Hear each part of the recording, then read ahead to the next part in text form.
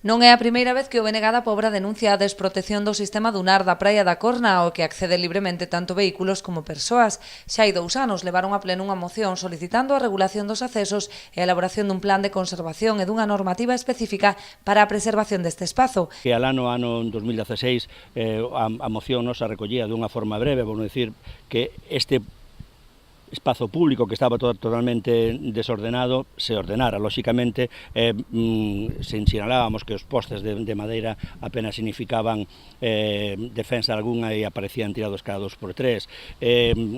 Denunciábamos que aparecían cada ano novas sendas que non se deberan facer. Encontramos que os coches, ese gran depredador da natureza, creaba cada ano novos aparcamentos. Non había ningún tipo de sinalética ni de panéis que indicaran ou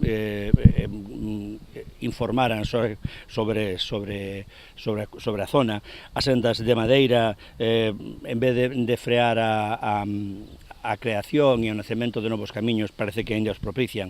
A pesar de que a moción foi aprobada, dende o BNG din que non se ten adoptado ningunha das medidas acordadas, polo que volveron dirixir un escrito ao goberno local. Pois de 2 anos e de ver que realmente non se fixo nada, de estar como estamos no mes de xullo e encontrarnos que a zona está sendo aínda máis atacada por nós, pola xente, o BNG na solicitud que rexistra hoxe pide que o goberno municipal adopte ca máxima urxencia medidas de protección que eviten o tránsito de persoas e de vehículos pola zona dunar.